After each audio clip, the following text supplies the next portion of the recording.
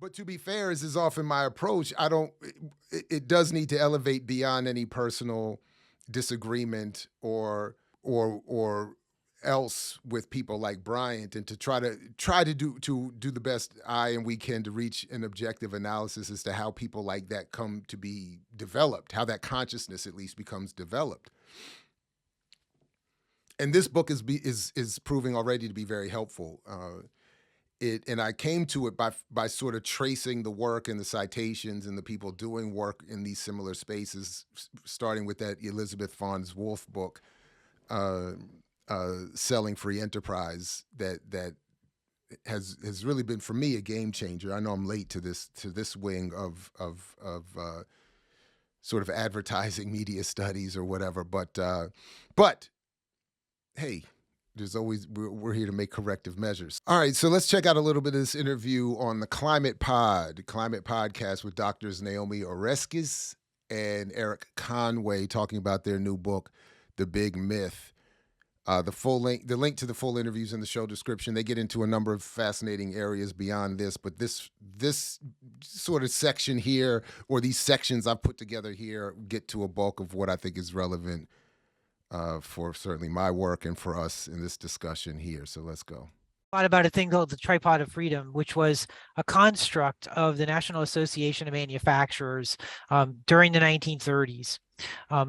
And its purpose was to explain to and propagandize the American people into believing that business freedom, that industrial freedom was on a par with the Bill of Rights. The free speech rights, free assembly rights, and so forth.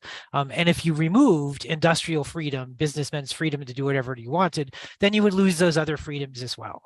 And that's the construct for the indivisibility thesis. And it's important. So the indivisibility thesis is something that they'll come back to, that is projected through, I should say, as I've learned something from them we'll get to in a moment, Milton Friedman and his capitalism and freedom work. And it is, they're talking about, again, a time period after the Second World War that Vaughn's Wolf and others have talked about, where, and we looked at in those cartoons, and we're going to come back to some more cartoons here even, but that were showing that government managing the economy during the Second World War and being good for labor, production, et cetera, and so forth, that idea had to be broken up. And the National Association of Manufacturers, which still exists as a lobbying body for manufacturers, was out there to say, no, we're not going for all of that. So this idea that free marketism is akin to a Bill of Rights is, again, part of how they start to shape this. So, but yeah. To add that it is a construct, it's an invention, because if you read the Declaration of Independence or you read the Constitution of the United States, the words free enterprise do not appear. Free enterprise was not foundational to the conception of the United States, but the National Association of Manufacturers constructs it as if it is, in order to make the point that if you compromise one leg of this tripod, then the entire structure will crumble. And just to be clear, the indivisibility thesis is that capitalism and freedom are indivisible from one another. So that's why Friedman's book would eventually be called Capitalism and Freedom, and we're going to come back to some very interesting, for me, bits as to why how that came to be and be so popular, and it speaks so perfectly to what we're dealing with today. But that's the indivisibility thesis, that capitalism is to be seen as indivisible from freedom and vice versa, can't have one without the other. And this is, as Professor Oreskes, forgive me if I'm mispronouncing her name, was saying, is that this is a worldview, this is an ideology, this is a consciousness, this is a construct. All right. Electrification. Well, the response was to fight it tooth and nail, with a very massive propaganda. And then one of the examples they use in the book here is the history of the spread of electricity in this country, and how this idea that market fundamentalism, or that the idea that the market and business will take care of all of the problems in the world, is just that, something that will take care of the problems of the world, and it doesn't. And one of the points that they make in the Big Myth is, using this example, is that when there was a need to spread electricity from the urban to the rural areas, free market, market fundamentalism said no, because there's no money in it.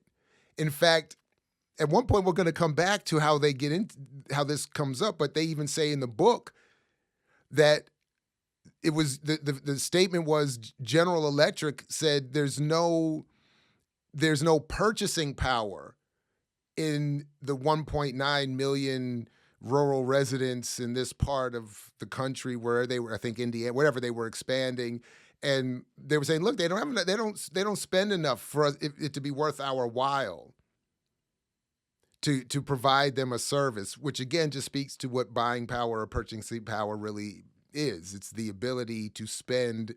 It is a reflection of what is available, or a projection and an estimate, using their language, of what is available to spend on products capitalist ruling elite producers make available, or that they have to sell. It is not a reflection of any kind of economic or certainly political power. But okay, but that's the context of this point here. And a campaign. And it's important to frame this argument because the campaign about rural electrification is sort of the second major theme that comes up in the book. So the first one has to do with what we call the social costs of capitalism, that industrialists doing things that are legal, like manufacturing carpets or shoes, are still nevertheless injuring and hurting huge numbers of people.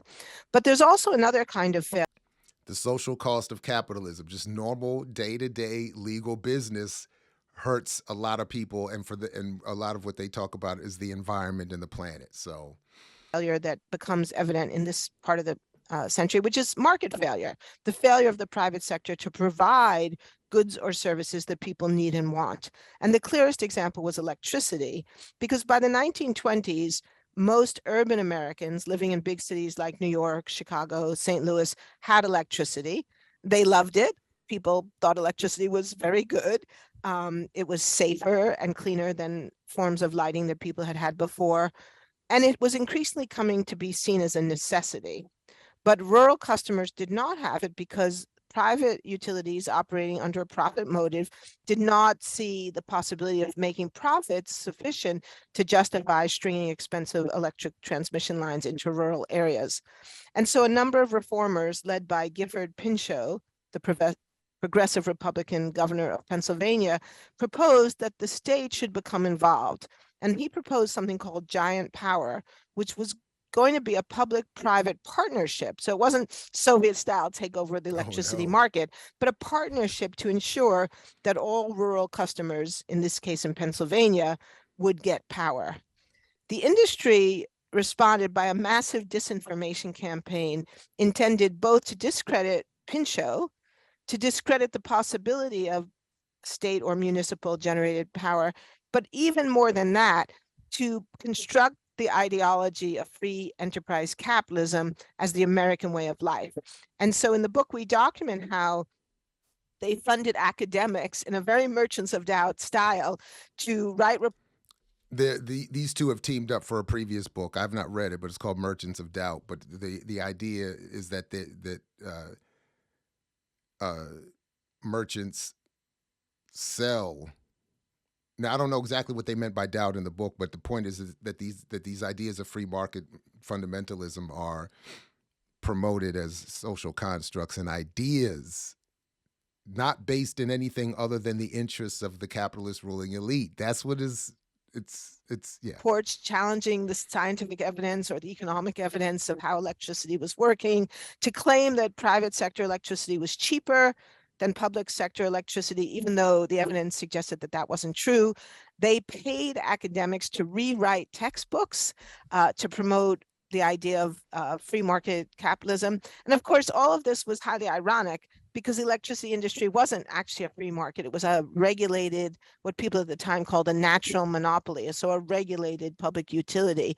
And this for us was really, I think, shocking to discover and write about, because when we were writing Merchants of Doubt, we thought, and I think we probably even said, that these strategies and tactics, hiring experts for hire, false reports, disinformation, that this had all been invented by the tobacco industry.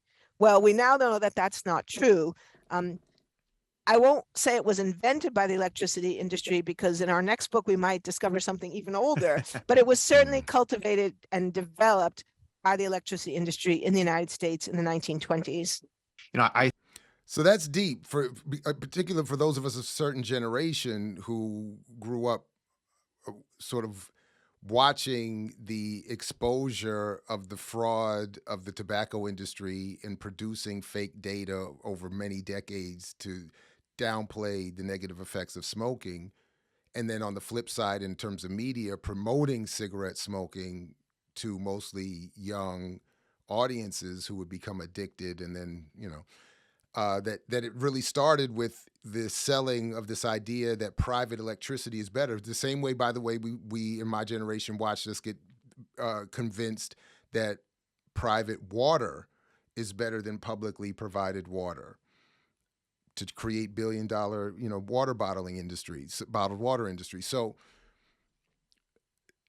a lot of this is just marketing. The only thing holding all of this together is propaganda, psychological warfare, and the distribution of a consciousness and a worldview that gets disseminated in this case, or in my particular focus, our focus, to African people worldwide as liberation. In fact, in my All African People's Revolutionary Party, salute to my work study circle, and to the great conversation Obi and I had as a result, salute to you as well, the other day. Guinea-Bissau just got, in conjunction with readings we're doing historically about the role of African women in revolution, we're trying to do some contemporary investigate, just some, cursory, at least, examination of the countries we're reviewing historically, which is showing, and this was wild. So the section we're reading in African Women in Revolution, the section on Guinea-Bissau, Angola, and Mozambique, is talking about how armed struggle led to the removal of the colonial power, at least directly, but then showed how the incompleteness of these struggles, not through the fault of the struggles themselves per se, but through an ineffective resistance or continued resistance against the neocolonial form and the attempt by colonizers to counter revolution. But anyway, went from armed struggle to removal of the colonizer, to the reimposition of neocolonial rule through Bretton Woods organizations, the IMF in particular, World Bank, of course, and their imposition of structural adjustment programs that work to negate any progress made by the revolution. Never mind that the Portuguese, y'all are dirty. Y'all were dirty. I thought the French had the record for destruction on the way out, but I think the Portuguese, I might have been wrong on that. The Portuguese were like, nah, we're leaving you with nothing. You want to get rid of us and do it through armed struggle on top of that?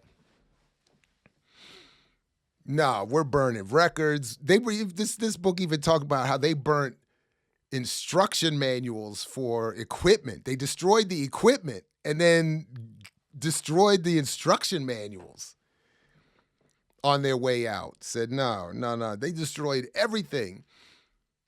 The point being that the structural programs, adjustment programs, were reimposed to make sure that the revolution couldn't create wealth, redistribute it, and develop some sort of free, equal society, specifically to get rid of any socialist and communist tendencies. But the story I just read from last month was about Guinea-Bissau. It was like turning the page of the book, talking about the 70s and 80s, going to 2024, talk about how blockchain, IMF programs are encouraging the use of blockchain in Guinea-Bissau as a way to to uh, uh, ease the process by which they would balance their checkbooks and their economy and what I mean. But the point being that the structural adjustment programs imposed 40, 50 years ago are still playing out today in 2024 with this idea that blockchain is now, that's the adjustment program. The IMF was waiting. Now Guinea-Bissau can catch up for real. It's absurd. But the point is, it's all propaganda and mythology, psychological warfare. Liberal counterinsurgency. Shout out to Dylan Rodriguez. Ran into this weekend over at a very important gathering of Palestinians, solidarity work. Shout out to Jalil Muntaqim, Jihad Abdul Mumit. Had a great panel. They had a great panel. And Dylan was talking about the liberal counterinsurgency. And that's what this is right here. Shout out to BAP. I saw y'all there. Elon, Jamila, Jacqueline. BAP was in the building. Anyway, let's move on here. This is wild. Thought the story about how William Lunow and Ed Crane basically wanted the free market version of Karl Marx because, you know, they saw how influential Marx was to the left, and basically they wanted their own version for the right and for free market capitalism. So now we're getting to the part about where Milton Friedman comes back in. And again, if you are familiar, Capitalism and Friedman, Chicago School of Economics, Milton Friedman, very important, diabolical figure. This is check this out. So what did they do? So the two people you referred to, it's Harold Lunow and Jasper Crane. So that's okay. Jasper Crane was a DuPont executive. Harold Lunow was the head of what might be America's first libertarian foundation, the Volcker Fund. No relation to Paul Volcker of the Fed. And these two men were associated with the National Association of Manufacturers. They were also associated with and helped to fund the Mont Pelerin Society, which was the first society that was created consciously and deliberately to promote neoliberal thinking, neoliberal ideology. So they were very aware of what was going on in Europe, and they were particularly well aware of the work of Friedrich von Hayek, who's considered one of the founders of modern neoliberalism. So they had the idea that they would bring Hayek to America and they would popularize his work, but also they would try to make a version of it that would be more resonant with the American people. So if you read the book, The Road to Serfdom, published in 1944, it's a very European book. Most of the argument is about Soviet-style communism. Most of the examples are taken from Europe, and it's a pretty intellectual book. It's not an easy read. So Lunow and Crane decide, and as you said, what they want is Das Kapital for free market fundamentalism. And they even say that, you know, Das Kapital is kind of the Bible of communism or the Communist Manifesto. Mein Kampf was the Bible of Nazism, and we need the Bible of market fundamentalism. Message! So they do a couple of things. They pay for von Hayek to come to the United States and do a big book tour.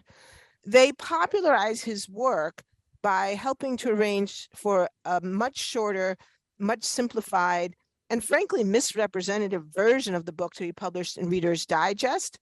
And we know that that was distributed probably to something like 9 or 10 million Americans. So very, very widely distributed.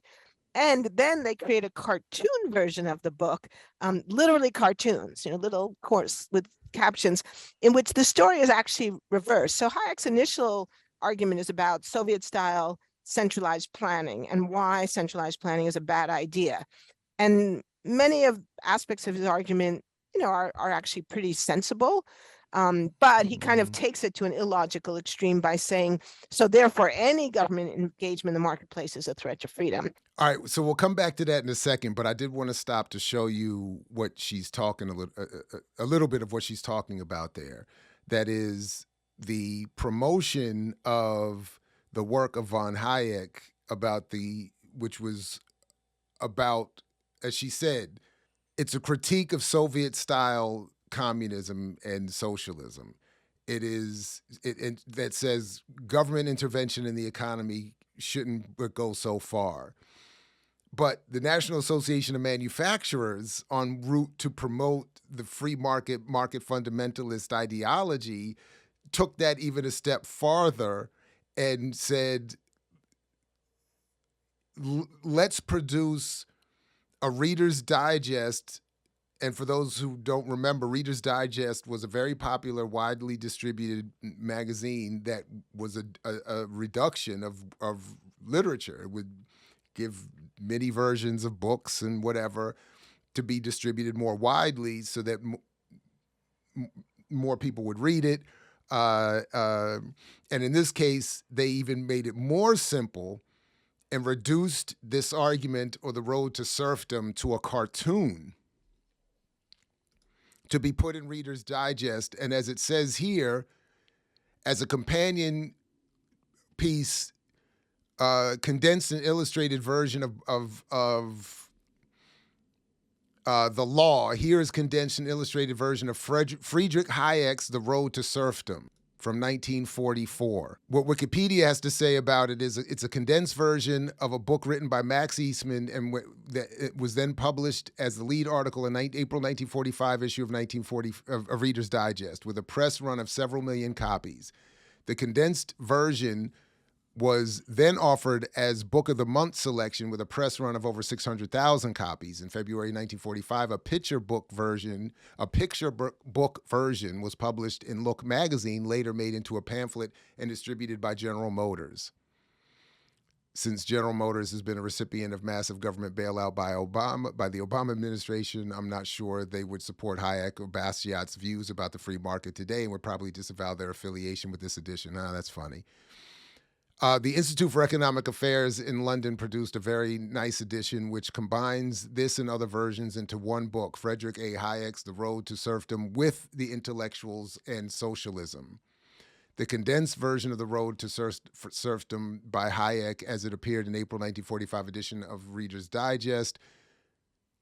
And as it says here, as you can see from the illustrations below, the depiction of the planners draws from the historical example of the Nazis. So as they talk about in the interview, the Soviets who are becoming the new enemy.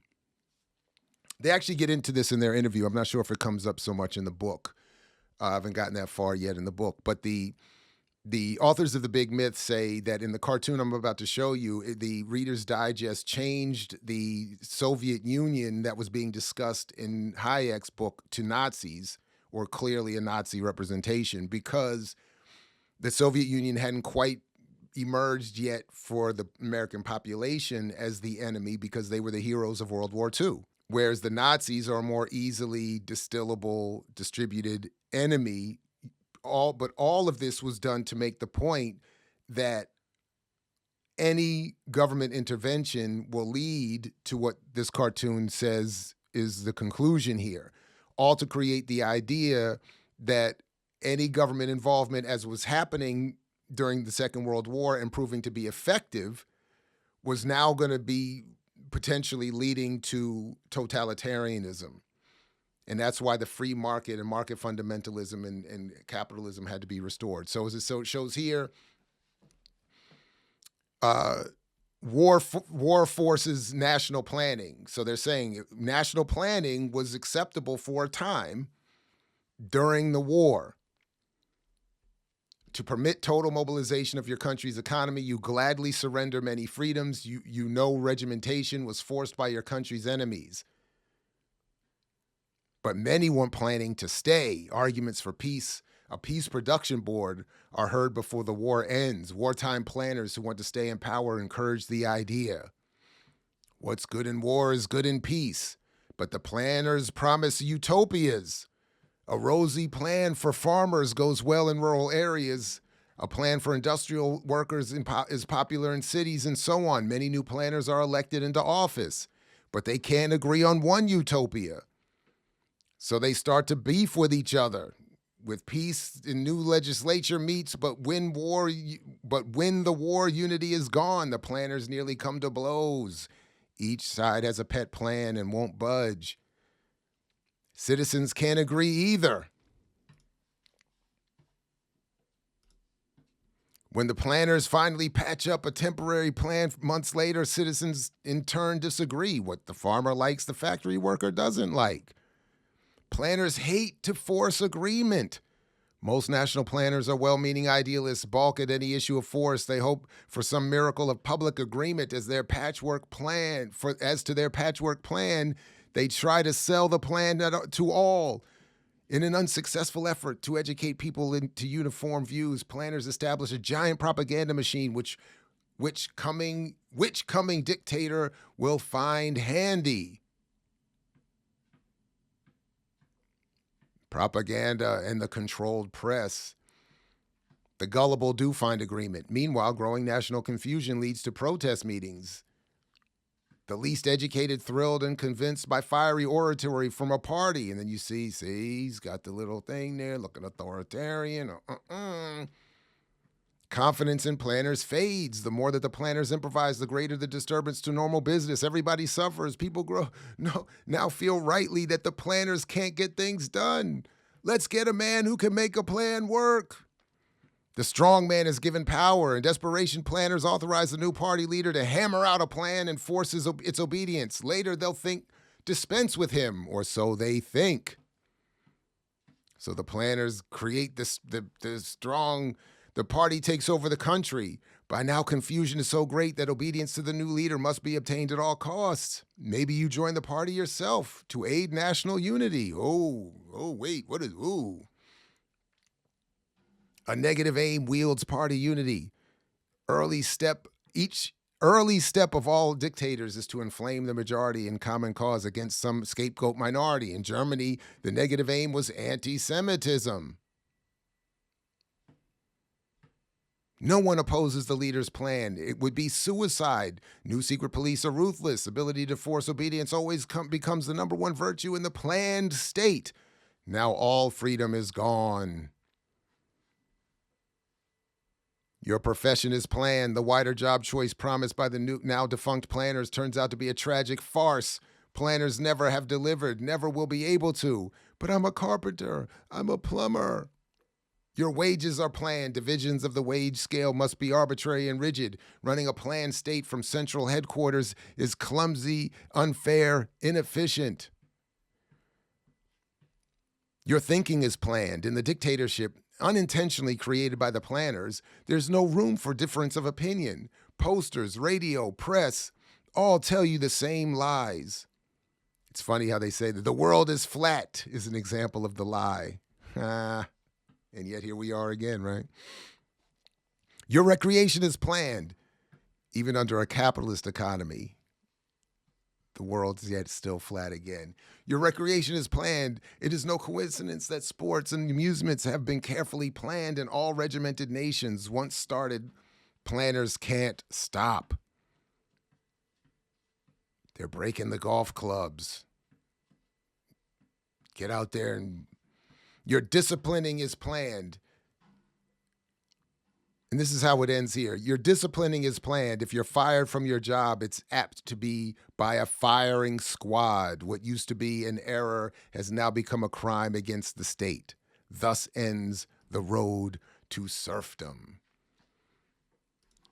So this went out to hundreds of thousands and millions of readers as a distilled version of Hayek's work, to conclude that if you let them get away with a little bit of government planning of the economy, it was all good during the war, but we got to get back to business, because otherwise you're going to end up with a firing squad under totalitarian despotism. Having gone through that cartoon a little bit, let's get back to Oreskes and Conway. So after doing all this work to promote a sort of simplified version of the neoliberal argument, they arranged to have von Hayek hired at the University of Chicago, but they don't do it by advertising the position. They work behind closed doors. And it turns out, actually, over the opposition of the economics department, they promised to pay von Hayek's salary and also to pay for a project called the Free Market Project.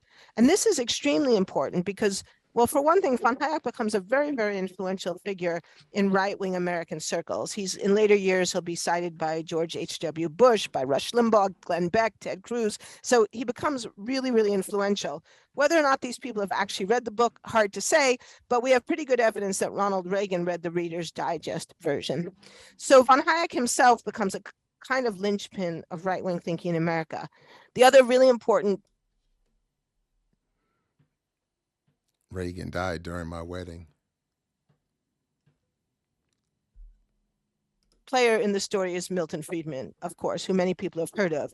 Friedman is arguably the most famous and influential, well, I guess one of the two most famous and influential economists of the 20th century, the other being John Maynard Keynes. And Friedman essentially is an anti-Keynesian. He wants to say that all of the arguments that Keynes has made in the 1920s and 30s about the need for governments to fix problems like the stock market crash and the Great Depression, that's all wrong. That government should just get out of the way and let the market do its magic. So and remember, on the one hand, that's the Black capitalist mythology distilled to us that John Hope Bryant is pushing, while claiming that there's equal information, while, as I just was showing you, you get a Nobel Prize winning economist showing that just a little bit of government intervention is going to be necessary at minimum to get rid of what are very damaging effects to the economy based on any degree of unequal or levels of information in the marketplace. So no wonder, of course, anyway. Funding this. If you read Milton Friedman's work and you didn't pay very close attention to some small little things here and there, you might have the impression that, Friedman came to all these ideas independently or by reading Hayek. But in fact, Friedman's most famous book, the book Capitalism and Freedom, published in 1962, was based on a set of lectures that was funded by the Volcker Fund. So in other words, the same people who worked to bring von Hayek to America to promote a kind of degraded version of European neoliberalism also fund Milton Friedman to publish Capitalism and Freedom. That book goes on to be a massive bestseller. He's invited to do a regular column for Newsweek magazine. He becomes an advisor to Ronald Reagan and Margaret Thatcher, and also to the Chilean dictator Pinochet, and becomes one of the most powerful and influential voices in the second half of the 20th century, arguing against government regulation, against taxation, against government protections for workers and the environment. His book was even assigned in my grad program at the University of Maryland in our PhD studies in journalism. We were assigned sections of Capitalism and Freedom. And as I think I've shared around here before, it led to a huge conflict with me and Professor Haynes Johnson at the time, because I did read it and was saying in class that this dude is nuts. His argument in this book is terrible. That capitalism in and of itself will solve all the problems in the world, that poverty is already being reduced and equality is on the horizon because of capitalism and neoliberal policies and all this stuff. It was nuts, but I had no idea that Milton Friedman, from his position at the University of Chicago to the rise of his publication to the rise of his whole little crew, was itself a non-free market. It was an engagement in the non-free market of ideas, the very planned market of ideas, funded by the most elite manufacturers and business people and conservatives in the country, who were saying that we need to produce a book that is our equivalent of Mein Kampf for Nazis and Das Kapital for Marxists. That is nuts. But from their point of view, I never read much of Mein Kampf, so I won't go into how that book was constructed methodologically. But at least with Marx, Das Kapital in particular, but with all of Marx, maybe minus the Communist Manifesto in terms of what I've read or some of his letters. But even there, his argument is based on data and research. It's not strictly an ideological argument.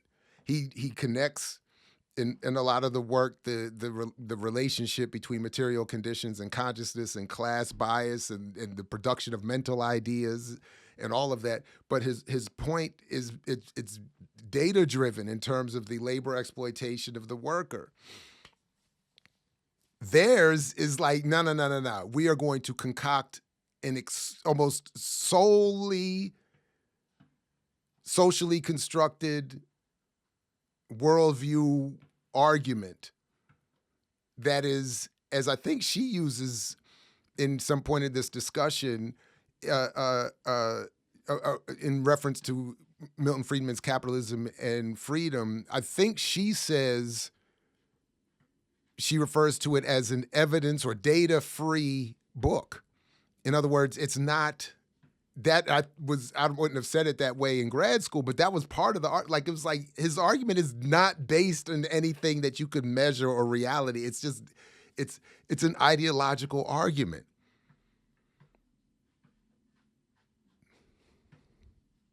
Which is, again, for me, why the black capitalism and buying power are purely worldview, psychological warfare, counterinsurgency, liberal counterinsurgency constructs to make you just you're not really oppressed. You can. All right, just a little bit more here on one of our favorite, some more of our favorites. Is it about such flimsy and false economic theories that have allowed them to sustain for so long in the minds of Americans? Well, I guess I'll take that on first. One of the things Naomi didn't say in her talking about Hayek and Milton Friedman especially is that these businessmen had the money, the wealth to hire the Chicago school folks to begin but then to also spread their ideas throughout the media. One of the things they learned during World War II was the enormous power of advertising on radio and TV and so forth, because during the war, the Roosevelt administration had a propaganda apparatus. It was incredibly effective, and they learned from that. So what you get when we start having the Friedmans and so forth is they're able to construct essentially an overwhelming propaganda apparatus. And so we begin to see these free market messages everywhere from the movies. And we've got a chapter on movies, in children's books, really everywhere, and in the churches, because they also begin funding efforts to build free market curricula into seminaries, even, so that Americans would literally hear the same messages from every cultural institution practically in the United States. And they had the money to do it. So most Americans know, as you just said, that in the 40s and 50s, Ronald Reagan was a B-list actor, made some pretty stupid movies with chimpanzees. So this is where I see I clipped that part, but out of that part about of the use of films and pop culture to distribute free market fundamentalist ideology comes this another discussion of Ronald Reagan, who some may remember. Shout out to Gil Scott-Heron and B movie. He was and Ronald Reagan. He was a B movie star. He was, as my godfather liked to remind, bonzo substantial. Gil Scott, I think, says, because he was doing movie stuff with Bonzo, the monkey. He was a B movie star. Was Ronald Reagan. And what you're going to listen to so for those of us who, again, grew up in the Reagan era, to those of a previous generation who suffered him as governor of California, to those who see literally his Make America Great Again slogan that had been put on him being regurgitated today by the Trump community as though it's something brand new. For those of us who are this man, in terms of his own behavior, never mind Iran-Contra, crack cocaine, I mean, invading Panama, or did that happen just after him under Bush? I think that happened just under him after Bush. But didn't he sign anyway, I can't even, Reagan is just endlessly horrible. Yeah, that was Bush. But it doesn't matter. Endlessly horrible. And to see his rise being connected to all of this, and in ways that are expanded upon here is just wild. And then to see that argument distilled in most recently through this madness of an argument in John Hope Bryant it's fascinating. But what people may or may not know was that he was a pro-union, pro-government Democrat. But That's somewhere Reagan. along the line, he changes. Wow. And much of that change we can identify as happening when he takes a job with the General Electric Corporation. So in the early to mid 50s, his career is kind of on the skids. Not much is happening for him. He has served as the president of the Screen Actors Guild, so he has an important role as a union president, but he goes to work for GE. And the job has... Because there's always more money on the right. When your career slows down, there's always more money on the right. Two parts. One part is hosting a television program that GE has developed called General Electric Theater. The program was very, very successful with Reagan as its host. It was one of the top 3 television shows in the United States in the late 1950s. And each week it featured a story, a didactic story, typically about American individualism, about a young man or a boy who learns to stand on his own 2 feet, learns to stand up for himself, and through his own hard work and labor becomes successful. So each week, Ronald Reagan's face is being streamed into millions of homes. So he becomes very, very well known to the American people. He becomes one of the most well-known actors in America at this time, telling these didactic, individualist, kind of anti-government stories. But meanwhile, he has another job at GE. And in some ways, I think the second job is, well, the first job is really important in terms of making him a household name in the United States. The second job is probably more important in terms of the evolution of his thinking. So as we said, he goes into GE, a union president, a Democrat, but he comes out an anti-union, anti-government Republican. So how does that happen? Well, GE was a very reactionary company. It had participated in extreme anti-union tactics that were so extreme that they developed a name. They were called bullwearism after the GE vice president who developed them. And they were so anti-union that GE was actually cited for violations of labor laws. Reagan's job at GE was to travel pushing the GE message, the anti-union, anti-government, pro-free enterprise message. He would give speeches in GE factories.